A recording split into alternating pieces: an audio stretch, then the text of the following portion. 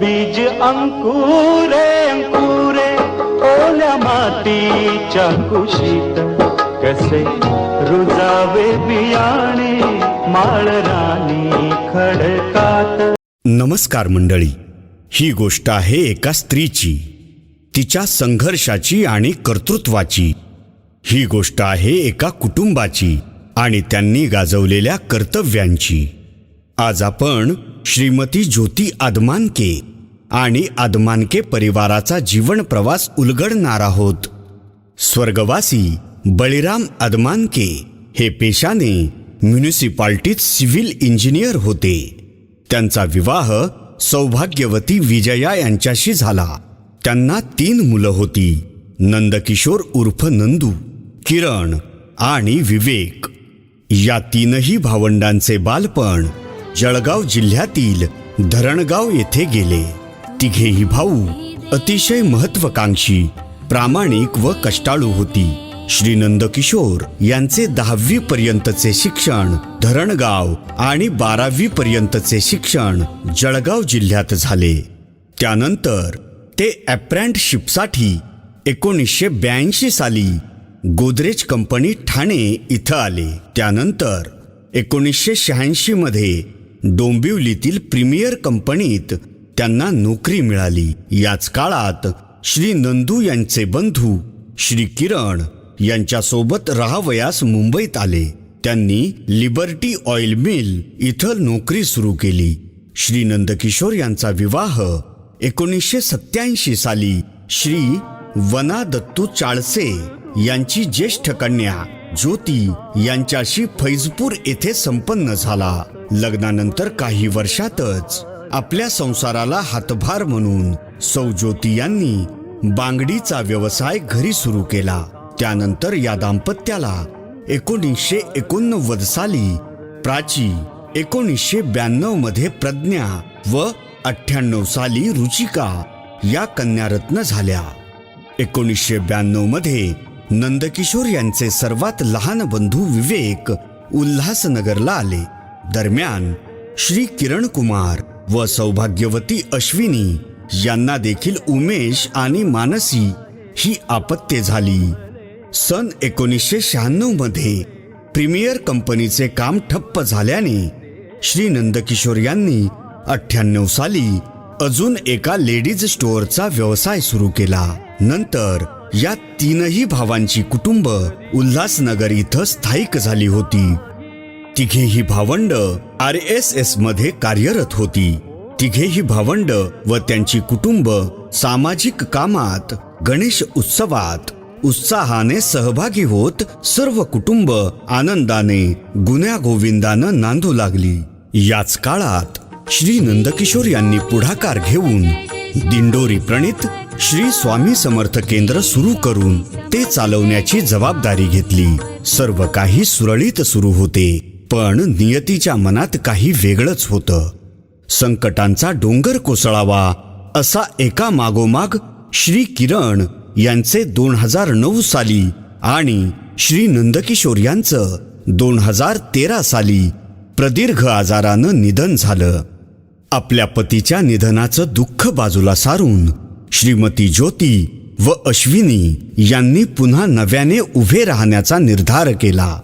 त्यांच्या सोबतीला हातभार लावायला होते विवेक काका. आपला उदरनिर्वाह जेमतेम सुरू असतानाच श्रीमती ज्योती दुकानाच्या कामाव्यतिरिक्त ब्रह्मांड नायक श्री स्वामी समर्थ महाराज व गुरुमाऊली यांच्या आशीर्वादाने त्या स्वामी समर्थ महाराज यांच्या सेवेत स्वतःला गुंतवू लागल्या. त्या पाठोपाठ त्यांनी आपल्या 3ही मुलींना उत्तम शिक्षण देण्याचा निश्चय केला.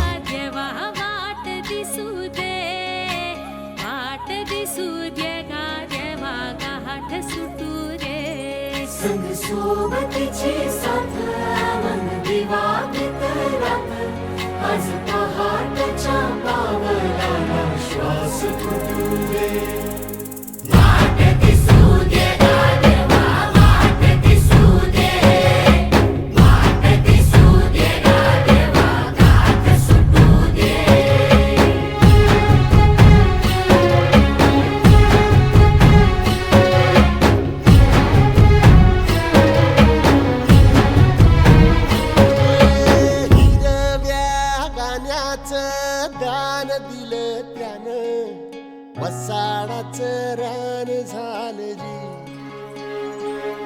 अर मातीच्या पोटात अस्मानाचं बळ, माऊलीची लाज राखजी. या मिन त्या दिव्याला तू साकड घाल, या तळमळ त्या जीवाला ते जाणीव खोल. ते धग धग त्या इकाराला माईची ओल, रख रख त्या भुईला ते रामाचं मोल. ओली निंदनी पेरणी धरून जिंदगानी, कुंब्याचं सार रान बागान हसू दे.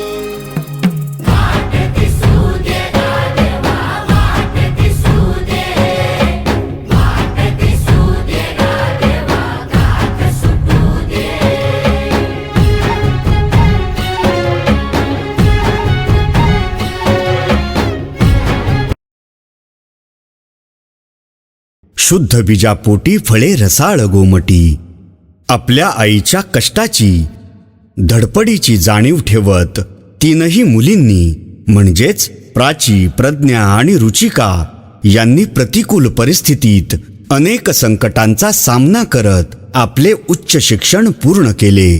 त्याचबरोबर त्यांची भावंड उमेश व मानसी यांनीही हलाखीच्या परिस्थितीत आपले उच्च शिक्षण पूर्ण केले. खेळण्या बागडण्याच्या खूप कमी वयातच या तरुण पिढीवर कुटुंबाची जबाबदारी येऊन पडली. पण या मंडळींनी कुठेही हार न मानता प्रयत्नांची व कर्तृत्वाची जणू काही अशी पराकाष्ठा केली की यशाची कवाडे त्यांच्यासाठी खुली झाली. मुळातच ही नवी पिढीतली मुलं मुंबईत राहत असल्यानं आणि घरच्या परिस्थितीची जाण असल्यानं अजूनच कणखर होत गेली. मुंबई माणसाला घडवते. मुंबई वेळेचे तंतोतंत पालन करायला शिकवते. मुंबई तडजोड करायला शिकवते आणि मुंबईत वाढलेली व्यक्ती जगाच्या कुठल्याही कोपऱ्यात जाऊन यशस्वी होऊ शकते. याचे अजून एक प्रमाण म्हणजे ही मंडळी. आणि म्हणूनच प्राची, प्रज्ञा, उमेश या सर्वांनीच आपापल्या क्षेत्रात स्वबळावर उत्तमोत्तम जॉब मिळवले. या तिघांचाही त्यांच्या कुटुंबाला सार्थ अभिमान वाटू लागला. आणि यांचे सर्वात जास्त कौतुक होते ते म्हणजे विवेक काकांना.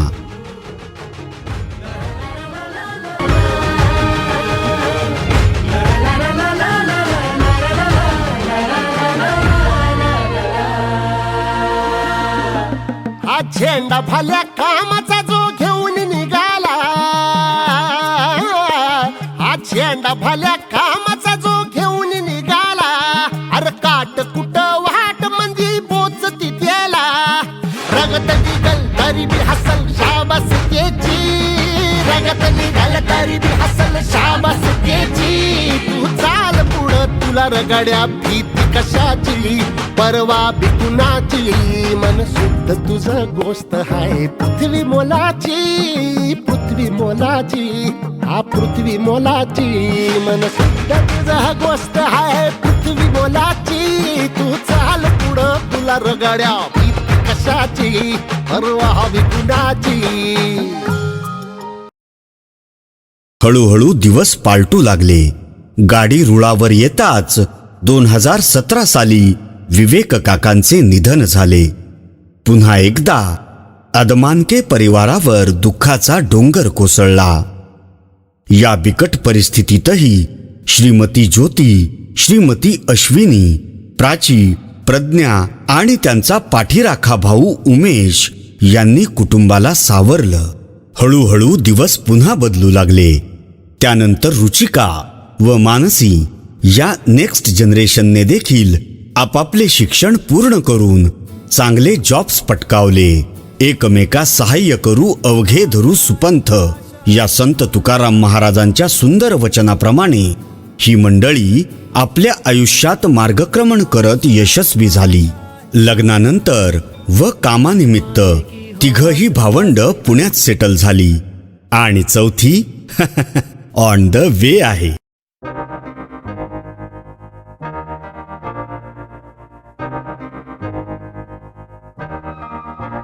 मैं तो बादलों से दूर जाऊंगी, मैं तो अपना ही सुर पाऊंगी। है जो क्रेजी क्रेजी सपने मेरे, सारे चुन के मैं भूल आऊंगी।